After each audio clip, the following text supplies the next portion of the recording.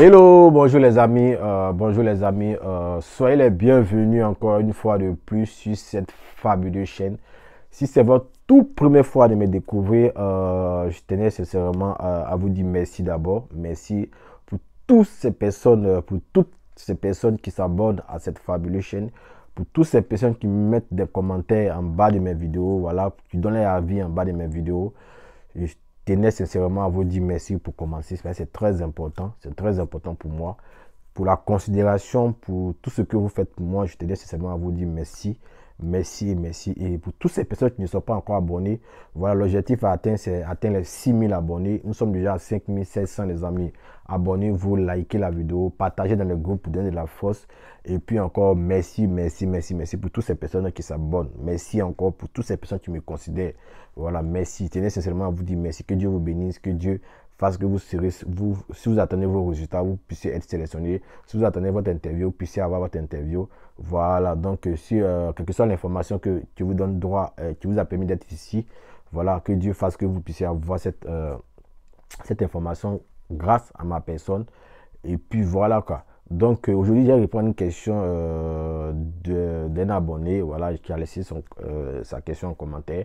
Voilà, la question concerne un peu l'interview. Voilà, j'ai lu un peu sa question. Et la question était de savoir, bon, je vais essayer de résumer sa question, hein, et puis je vais vous expliquer.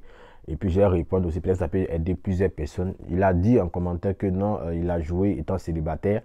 Et puis il a joué étant célibataire et lors du remplissage de la DS160, il a rempli étant célibataire, mais tandis qu'il est marié et il a des enfants.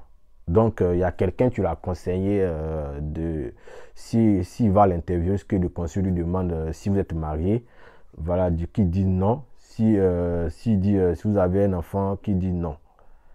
Voilà, donc il m'a posé cette question de savoir est-ce que cette réponse-là est correcte ou bien est-ce que cette réponse-là semble normale. Donc, je vais répondre à la question. Ce que vous devez savoir à l'interview, c'est que quand vous partez à l'interview, faites l'effort d'être le plus transparent possible. Faites l'effort d'être le plus sérieux possible. Faites l'effort d'éviter les mensonges. Quand il parle des mensonges, c'est-à-dire les mensonges qui peuvent vous coûter votre visa. Parce que le visa de la diversity est tellement, c'est un visa tellement précieux qu'il faut tout faire pour l'avoir. Il faut tout faire pour l'avoir. Donc, si vous savez qu'il y a des anguilles sur roche dans vos dossiers, les amis, que lorsque vous arrivez devant, ça veut dire qu'avant de passer votre interview, vous allez passer par des guichets. Lorsque vous arrivez à la première guichet, bon, lorsque vous arrivez au premier guichet, voilà, lorsque vous arrivez au premier guichet, la première des choses à faire, c'est de signaler ces erreurs. S'il y a des erreurs sur vos noms, s'il y a des erreurs sur vos sponsors, s'il y a des erreurs sur l'affidavit sport, s'il y a des erreurs sur les taxes fiscaux que votre sponsor va vous emmener, s'il y a des erreurs, vous pouvez immédiatement signaler cela. C'est très important, les amis. Voilà. Maintenant, quand vous arrivez devant le consul, les questions que le consul va vous poser, les questions ne vont pas quitter ailleurs. Même si parfois le consul peut poser des questions qui n'ont rien à voir avec vos dossiers. Mais la majorité du temps, le consul pose des questions qui se trouvent sur votre DR260. Donc, si vous êtes marié et que vous n'avez pas les documents de mariage et que lors du remplissage de la DS260, vous n'avez pas mentionné que vous êtes marié, c'est que vous avez pris l'engagement de voyager seul, sans vos enfants, voyager seul. Dans ce cas contraire, vous continuez seul.